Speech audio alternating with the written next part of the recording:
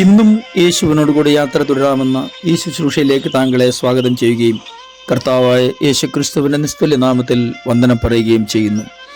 ദൈവത്തിൻ്റെ അത്ഭുത പ്രവൃത്തികൾ ഇന്നും തീർന്നു പോയിട്ടില്ല, അത് തീർന്നു പോവുകയുമില്ല.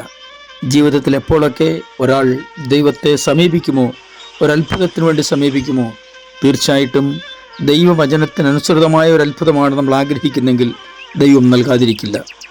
ഒന്നുകൂടി പറഞ്ഞാൽ, ദൈവത്തിൻ്റെ മഹത്വം വെളിപ്പെടത്തക്ക നിലകളിലുള്ള ഏതെങ്കിലും വിഷയമാണ് നമ്മൾ പ്രാർത്ഥിക്കുന്നതെങ്കിൽ തീർച്ചയായിട്ടും നമുക്കതിന് മറുപടി ഉണ്ടാകും. അതൊരു അത്ഭുതം തന്നെ ആയിരിക്കും. തുടർ ചിന്തകൾ നിങ്ങൾക്ക് ഓരോരുത്തർക്കും അനുഗ്രഹമായി തീരട്ടെ എന്ന് പ്രാർത്ഥിച്ചുകൊണ്ട് വിശുദ്ധ മർക്കോസ് എഴുതിയ സുവിശേഷം 5-ാം അധ്യായം 30-ാം വാക്യം വായിക്കട്ടെ. ഉടനെ യേശു തങ്കിൽ നിന്ന് ശക്തി പുറപ്പെട്ടു എന്ന് ഉള്ളിൽ അറിഞ്ഞിട്ട് പുരുഷാരത്തിൽ തിരിഞ്ഞു, എൻ്റെ വസ്ത്രം തൊട്ടത് ആർ എന്ന് ചോദിച്ചു. യേശുക്രിസ്തു ഇന്നലെയും ഇന്നും എന്നേക്കും അനന്യനെന്ന് ദൈവത്തിൻ്റെ വചനം നമ്മൾ വായിക്കുന്നത് അങ്ങനെ തന്നെ ആയിരിക്കുന്നുവെന്ന് നമ്മുടെ ജീവിതത്തിൽ മനസ്സിലാക്കത്തക്ക നിലകളിൽ അതാത് സമയങ്ങളിൽ വേണ്ട ദൈവപ്രവൃത്തികൾ നമ്മുടെ ജീവിതത്തിൽ കർത്താവ് ചെയ്യുക തന്നെ ചെയ്യും. ദൈവത്താൽ ഇന്നലകളിൽ സംഭവിച്ചത് ഇന്നും സംഭവിക്കും, നാളെ അത് തുടർന്നുകൊണ്ടിരിക്കുകയും ചെയ്യും. പ്രേമേറിയ ജീവിതാനുഭവങ്ങൾ നമ്മെ അലട്ടുമ്പോൾ തിരുവചനം നമ്മെ ഓർമ്മിപ്പിക്കുന്ന ഓരോ വാക്കുകളും നമ്മൾ ശ്രദ്ധിക്കുകയും ഓർമ്മയിലേക്ക് കൊണ്ടുവന്ന് ദൈവത്തെ മഹത്വപ്പെടുത്തുകയും ദൈവത്തോട് പ്രാർത്ഥിക്കുകയും ചെയ്താൽ തീർച്ചയായിട്ടും അതിന് ഫലമുണ്ടാകും, റിസൾട്ട് ഉണ്ടാകും, തർക്കമൊട്ടും വേണ്ട. നിങ്ങളുടെ ഹൃദയം കലങ്ങിപ്പോകരുത്, ദൈവത്തിൽ വിശ്വസിപ്പീൻ, എന്നിലും വിശ്വസിപ്പീൻ എന്ന് പറഞ്ഞത് ഇന്നും ജീവിക്കുന്ന നമ്മുടെ കർത്താവ് തന്നെയാണ്. കർത്താവ് തൻ്റെ ഐഹിക ജീവിതകാലത്തിൽ പ്രവർത്തിച്ച വളരെ പ്രധാനപ്പെട്ട അത്ഭുത പരമ്പരകളിലൊന്നാണ് ഈ വാക്യത്തിൻ്റെ പിന്നിലെ അത്ഭുതത്തിൻ്റെ പശ്ചാത്തലം.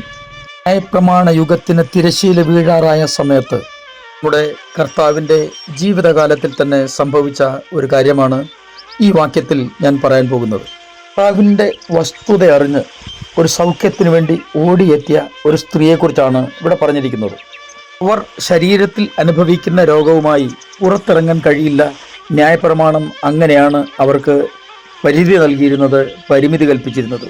തന്നെയുമല്ല, പുറത്തിറങ്ങിയെന്ന് ആർക്കെങ്കിലും ബോധ്യപ്പെട്ടാൽ അവരെ കല്ലെറിഞ്ഞ് കൊല്ലണമെന്നാണ് ന്യായപ്രമാണം അനുശാസിക്കുന്നത്. മരണം തന്നെ മുന്നിൽ കണ്ടുകൊണ്ടാണ് ഇവർ പുറത്തിറങ്ങിയിരിക്കുന്നത്.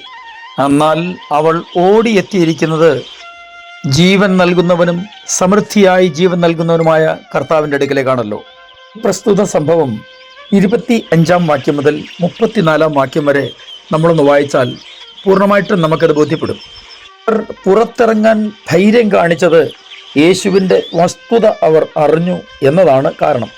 അവർ അറിയേണ്ടത് മാത്രം അറിഞ്ഞു, അറിയേണ്ടതുപോലെ അറിഞ്ഞു. നമ്മളൊക്കെ ഒരുപാട് പാരമ്പര്യങ്ങൾ അവകാശപ്പെടുന്നവരാണ്. അറിയേണ്ടത് എന്തെല്ലാം നാം അറിയാതെ ഇരിക്കുന്നുവെന്ന് ഇതുവരെയും നമുക്ക് ബോധ്യപ്പെട്ടിട്ടുമില്ല. 12 വർഷമായി അവരനുഭവിക്കുന്ന ആ രോഗമുണ്ടല്ലോ, രക്തസ്രവം എന്ന ആ ഭീകരമായ അവസ്ഥ, അല്ലെങ്കിൽ ജീവൻ ശരീരത്തിൽ നിന്ന് സാവധാനമായി നഷ്ടപ്പെട്ടുകൊണ്ടിരിക്കുന്ന രോഗാവസ്ഥ. മുഖ്യം ലഭിക്കുന്നതിന് വേണ്ടി അവർ മനസ്സിൽ കരുതി കൂട്ടിയിരുന്ന അനേക കാര്യങ്ങളിൽ ഒന്ന് മാത്രമാണ് യേശുവിൻ്റെ വസ്ത്രമെങ്കിലും തൊട്ടാൽ ഞാൻ സൗഖ്യം പ്രാപിക്കുമെന്നുള്ള അവരുടെ അറിവും തീരുമാനവും. അവർക്ക് ഒരു കാര്യം ബോധ്യമുണ്ടായിരുന്നു, ഞാൻ തൊടുന്നത് യേശു അറിയും. അത് ശരീരത്തിലായാലും വസ്ത്രത്തിലായാലും. നമ്മളൊക്കെ ഇന്ന് ഇങ്ങനെയുള്ള അത്ഭുത പ്രവൃത്തികളെക്കുറിച്ച് ധാരാളം പ്രസംഗം കേൾക്കുകയും പ്രസംഗിക്കുകയും എഴുതുകയും ഒക്കെ ചെയ്യുന്നവരാണ്. എന്നാൽ ഇവർക്ക് ഉള്ള അത്രയും വിശ്വാസം നമുക്ക് ഉണ്ടോ എന്ന് പരിശോധിക്കേണ്ട കാലം അതിക്രമിച്ചില്ലേ? യേശുവിൻ്റെ വസ്ത്രം തൊട്ടപ്പോൾ വസ്ത്രത്തിൽ നിന്നല്ല സൗഖ്യം വ്യാപരിച്ചത്, ശക്തി വ്യാപരിച്ചത്, മറിച്ച് യേശുവിങ്കിൽ നിന്ന് തന്നെയാണ് ശക്തി വ്യാപരിച്ചത്. ദൈവം ആത്മാവാകുന്നു എന്ന് നമ്മൾ വായിച്ചിട്ടില്ലേ? ഇന്ന് ആശ്ചര്യമായി യേശു നമ്മോടൊപ്പം ഇല്ല എന്നുള്ളത് വാസ്തവമാണ്. എങ്കിലും സർവശക്തനും സർവ്വവ്യാപിയുമായ കർത്താവ്, ആത്മാവാം ദൈവം നമ്മോട് കൂടെ ഉണ്ട്. നമ്മുടെ ബുദ്ധി ഒന്ന് മാറ്റിവെച്ചിട്ട് ആത്മാവ് കൊണ്ട് പ്രാർത്ഥിച്ച് ആത്മാവ് കൊണ്ട് കർത്താവിനെ ഒന്ന് തൊടാൻ ശ്രമിച്ചാൽ നിങ്ങൾ പരാജയപ്പെടില്ല.